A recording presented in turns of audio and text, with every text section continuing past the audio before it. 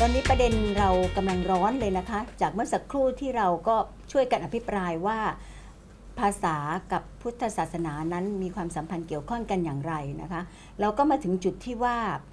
ความหมายของพระสักกยมุนีคือพระผู้นิ่งหรือพระผู้มีความฉลาดเพราะฉะนั้นการนิ่งของเราการ speechless คือการไม่พูดของเรานั้นเป็นการหลุดพ้นก็เลยจะกลับมาถามท่านอาจารย์จำนงอีกนิดนึงนะคะว่า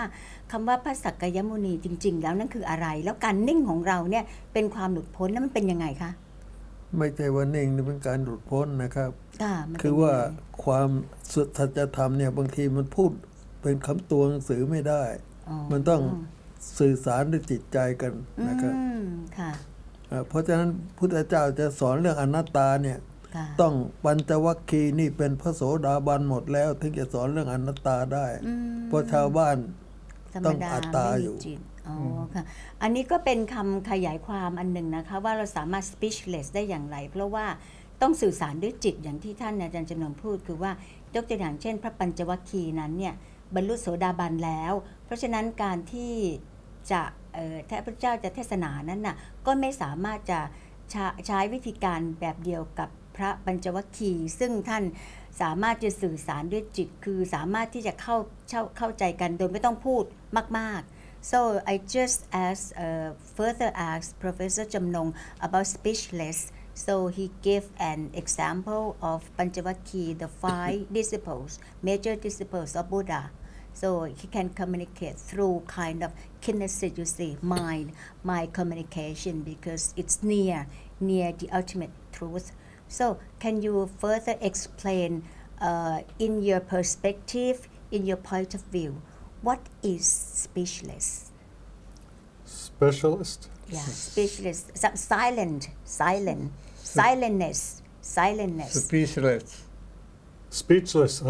silentness yeah what is it yeah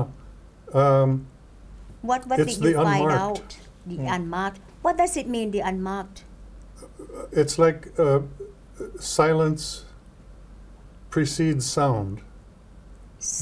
before I speak there is silence after I speak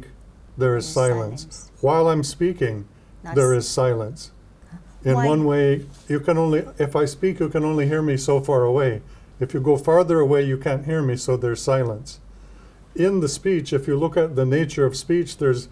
repeated vibrations and between those vibrations there's silence okay just a minute so that อาจารย์ให้ข้อคิดที่น่าสนใจเลยนะคะว่าอาจารย์บอกว่าคำว่า speechless หรือ silence นั้นน่ะอาจารย์หมายถึงว่าก่อนที่เราจะพูดเนี่ยเราก็นิ่งนะคะแล้วเราก็พูดออกมาระหว่างที่เรา produce sound ออกมาเนี่ยมันก็ไม่มีเสียงด้วยและหลังจากนั้นก็เป็นนิ่งเพราะอาจารย์บอกว่าเวลาเสียงที่เราออกมาจะมีการสั่นสะเทือนของเสียงการสั่นสะเทือนของเสียงไม่ได้เป็นไปโดยตลอดมันจะมีช่องว่างนั่นคือการหยุดของเสียงนั่นเองอาจารย์หมายถึงว่าก่อนพูดหลังพูดและระหว่างพูดนั้นมี silence you mean before after and in between silence is uninterruptible silence is always there มีความเงียบอยู่ตลอดไปเลย you can't do anything with it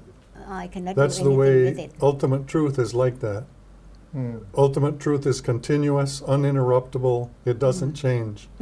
so อาจาร in ย์ก็ that เปรี way ยบ it's เทียบ like นะคะอาจารย์เปรียบเทียบนิดหนึ่งว่า การที่มีความเงียบอยู่ตลอดนั้นน่ะเป็นสิ่งที่เราบังคับไม่ได้เหมือนความจริงสัจธรรมนั่นเอง ultimate truth ในที่นี้ก็คือสัจธรรมนั้นเป็นสิ่งที่เราเปลี่ยนไม่ได้เป็นอย่างนั้นเราไม่สามารถเปลี่ยนแปลงได้แล้วก็เป็นอย่างนั้นไปตลอดไม่เปลี่ยนแปลงอาจารย์พูดอย่างนี้นะคะโอเค please go on well in linguistics they have developed a way of talking about structure that's called markedness where for example if you take a cat and compare it to cats cats is more complicated than cat because it has a S you mean marked with S marked with S so the plural is marked the singular is unmarked because the singular is first and the plural is second just as silence is first and sound is second อาจารย์เปรียบเทียบนิดนึงนะคะว่าอย่างเช่นคำว่า cat cat ที่แปลว่าแมวนะคะเป็นเอกพจน์พอ cats cats เนี่ยเป็นพหูพจน์อาจารย์บอกว่า s นั่นก็คือ mark หมายถึงว่ามันมีเหมือนเครื่องหมายมีอะไรเพิ่มเติมเพราะฉะนั้นเนี่ย cat กับ cats เนี่ยต่างกัน การที่จะมาก่อนสิ่งสองคำนี้คำว่า cat เนี่ยมาก่อนนะคะแล้วก็ cats เนี่ยตามมาใช่ไหมคะอาจารย์พูดอย่างนั้นนั่นก็คืออะไรคะ what do you explain this language is made up of marks layers and layers and layers of marks okay. and the principle generally is the more complex the more marks the more falseโอเคนะคะ The less marks the more the closer to บอก truth ว่าภาษาเนี่ยก็เหมือนอย่างคำว่า cat ใช่ไหมคะเป็นง่ายๆปุ๊บเนี่ยถ้าเกิดเราเอา mark คือเอาอะไรบวกเพิ่มเติมคำคือ s มันก็พอกพูนขึ้นเรื่อยๆนะคะยิ่งเราทำสิ่งพอกพูนไปเรื่อยๆเหมือนเราปรุงแต่งไปเรื่อยๆเนี่ยก็จะทำให้ภาษาเนี่ยมันมีเลเยอร์คือมีความซับซ้อนออกไปมากๆเข้าใช่ไหมคะเพราะฉะนั้นเนี่ยมันก็หนีความจริงไปเรื่อย so it flits away it runs away from the truth because it has something more and more and more because the truth is unmarkable it can't be marked เพราะว่าจะบอกว่าความสัจธรรมนั้น unmarkable คือไม่สามารถจะไปกำหนดได้ไม่สามารถจะมาร์กลงไปได้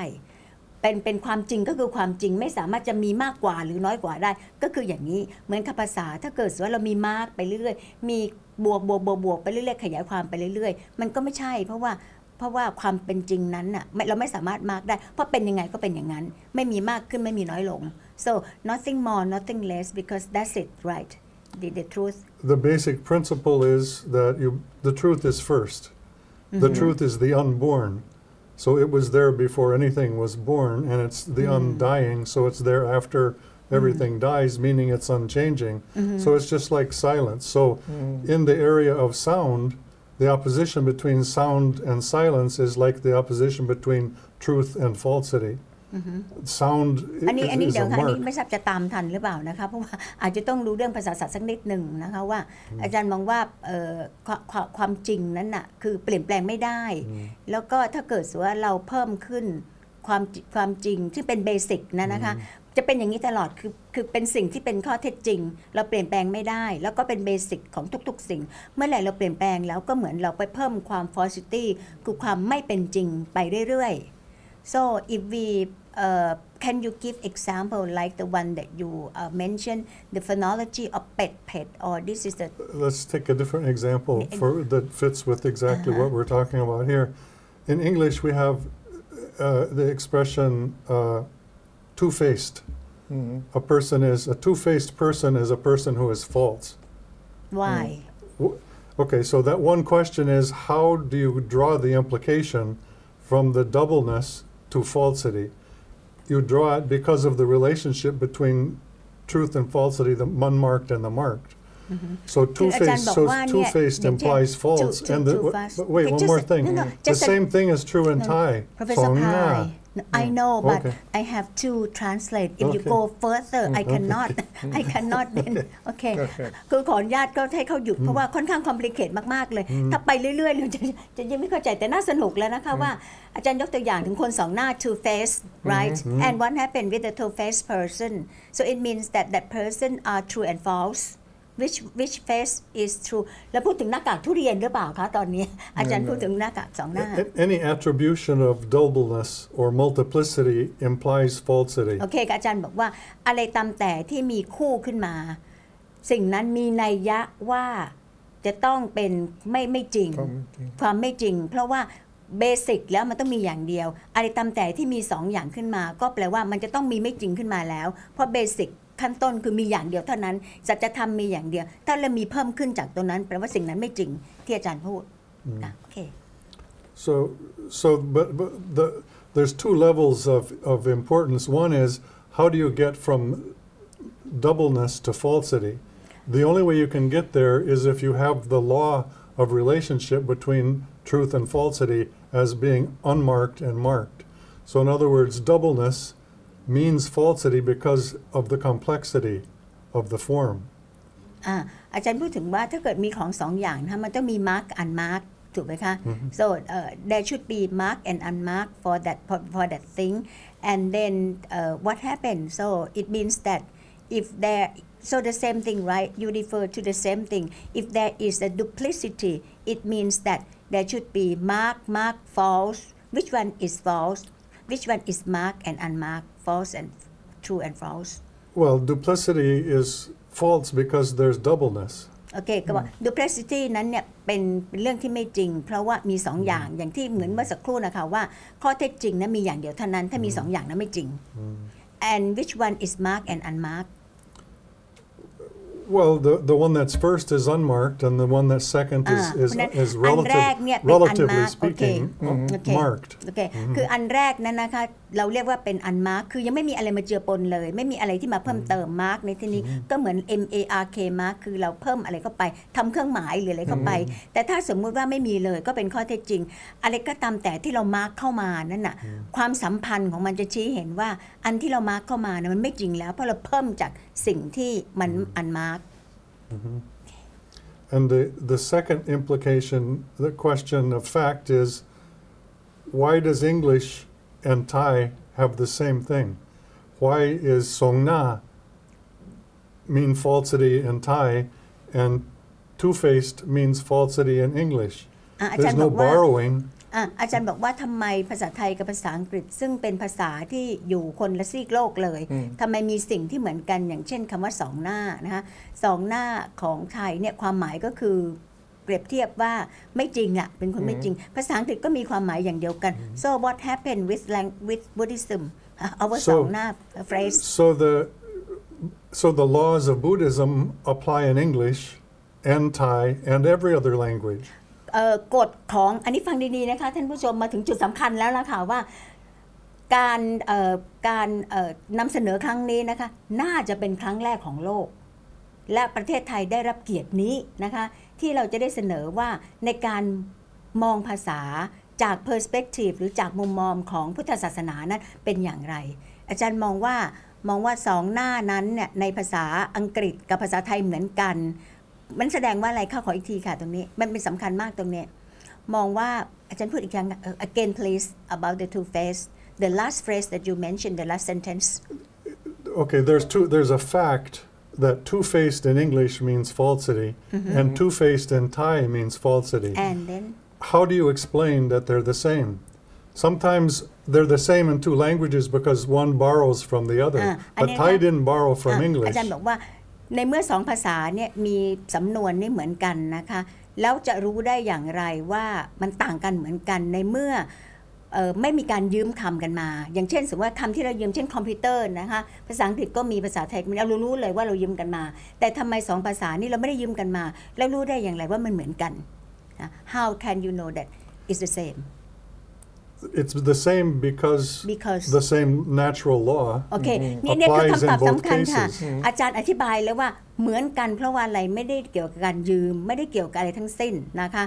เกี่ยวกับว่าเป็น natural law คือกฎธรรมชาติกฎธรรมชาตินี่มาจากพุทธศาสนาอันนี้นะคะถ้าท่านผู้ชมนะคะ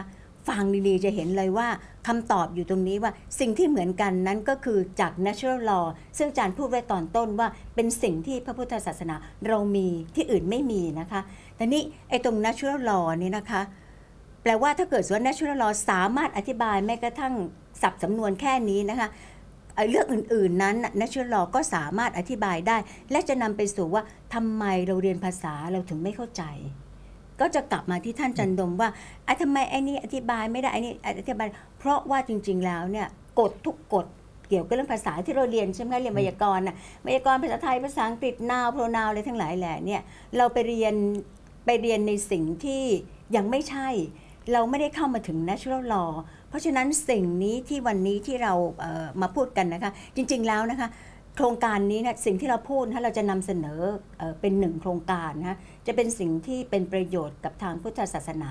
และภาษาศาสตร์อย่างสูงคือตอนนี้เราก็ได้จับมือกับทาง Professor Dr. พายทางท่านศาสตราจารย์อุดมและท่านศาสตราจารย์จำนงที่จะนำเรื่องนี้ขึ้นมา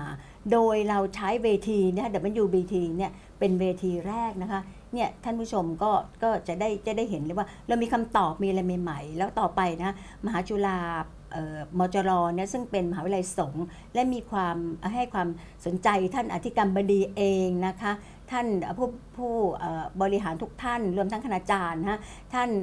หัวหน้าภาคนะคะท่านอาจารย์สุเทพคณะพุทธศาสตร์หรือเรื่องอะไรๆนะก็ให้ความสนใจอย่างสูงเราจะมีคำตอบใหม่ๆเกี่ยวกับเรื่องภาษากับทางศาสนานะคะขออนุญาตกลับมา so I come back to your example about the natural law กฎ The ธรรมชาติ natural, นี่คืออะไร the natural What law is in this natural case, law? in this Okay. case, the natural law is samvarti satya versus absolute truth versus relative truth. โอเคก็คืออาจารย์บอกว่า natural law นี่จริงก็คือเป็น absolute truth คือเป็นความจริงที่แท้จริง and relational relative truth relative truth คือความจริงที่มีระดับชั้นความจริงที่มีระดับชั้นกับความจริงที่เป็นจริงแท้แน่นอนเหมือนกับการที่เรา ตรวจประกันคุณภาพที่ตอนนี้กำลังมีประเด็นปัญหามหาวิทยาลัยถูกประกันคุณภาพใช่ไหมคะว่าประกันคุณภาพที่จริงแล้วต้องควรจะเป็น absolute truth ใช่ไหมคะว่าได้ก็ได้ตกก็ตกปรากฏว่าประกันคุณภาพเราใช้ relational truth คือคุณภาพต่ำหน่อยคุณภาพสูงหน่อยเหมือนท่านจะเนิมพูดว่าโทนภาษามี mid มี high แต่จริงๆแล้ว which one is the best absolute truth because if relational truth it means that we can have mark right Yes, there are degrees of relative truth, more and more false, relatively false to different contexts. But in absolute truth, there are no degrees. อาจารย์ก็บอก absolute truth เนี่ยคือไม่มี degrees ไม่มี relational ก็คือไม่มีลดหลั่นกันแล้วคือจริงก็จริงแต่ถ้าเกิดสมมติว่าเราเป็น relational truth อย่างที่เราใช้อธิบายใช่ไหมคะอธิบายภาษาศาสตร์อธิบายภาษาไทยภาษาอังกฤษเนี่ยก็แล้วแต่ว่าใครอธิบายหรือขณะนี้สอนการแปลใช่ไหมคะทุกคนก็ต่างคนต่างอธิบายเราใช้ relational correction I mean I teach translation and then there is no truth no absolute truth so whatever you have any kind of experience you explain according to your experience so the truth is not the truth because the truth is depends upon each individual It's relative truth. It's relative truth คือความเป็นจริงที่ลดหลั่นกันไปมีดีกรีซึ่งสิ่งนี้ทำให้เรามองภาพของภาษาหรือมองภาพของอย่างอื่นเนี่ยไม่ถูกต้องไม่ตรงจุดเราก็แก้ไม่ได้เพราะฉะนั้นถ้าเกิดสมมุติว่าแต่ในวันนี้นะคะเราคงจะไม่พูดไปถึงตรงนั้นนะคะเราก็จะมีการทำวิจัยเพิ่มเติมแล้วก็นำเสนอเพิ่มเติมโดยทางมหาจุฬาเนี่ยก็น่าจะต้องสนับสนุนเรื่องนี้เพราะว่าทางนี้ก็เห็นความสำคัญของภาษาแล้ว so can you give a more example I can take the only way the Buddha makes a distinction between direct knowledge and indirect knowledge like ignorance or ignorance knowledge I mean ignorance the innocent direct no okay, direct I know knowledge but indirect knowledge is knowledge that you acquire through science I know direct knowledge is what you acquire internally without any signs in other words enlightenment Okay. is direct knowledge อาจารย์เขาก็พูดถึงความรู้ที่เราได้รับมาโดยตรงกับความรู้ที่เราได้รับจากการเขาเรียก enlightenment ก็คือการคิดข้างในเรียกว่าอะไรคะท่านอาจารย์จำนงการที่เราเกิดความคิดเกิดความ enlighten สว่างจากข้างในเขาเรียกว่าอะไรคะถ้าภาษาสมัยใหม่เรียกความจริงสมบูรณ์กับความจริงสมบูรณ์กับความจริงสัมพัทธ์ความจริงสัมพัทธ์กับความจริงสมนึกคือเป็นศัพท์ความจริงสมหึง absolute truth แล้วก็ความจริงสัมพัทธ์ก็คือ relative truth ได้เป็นศัพท์นะคะแต่นี่อยากจะถามท่านว่าเขาพูดถึงเรื่องการสว่างภายในคือความรู้ที่เกิดจากภายในเนี่ยทางพุทธศาสนาเราเรียกว่าอะไรคะคือคิดจากข้างในขึ้นมาแทนที่จะรับความรู้จากข้างนอก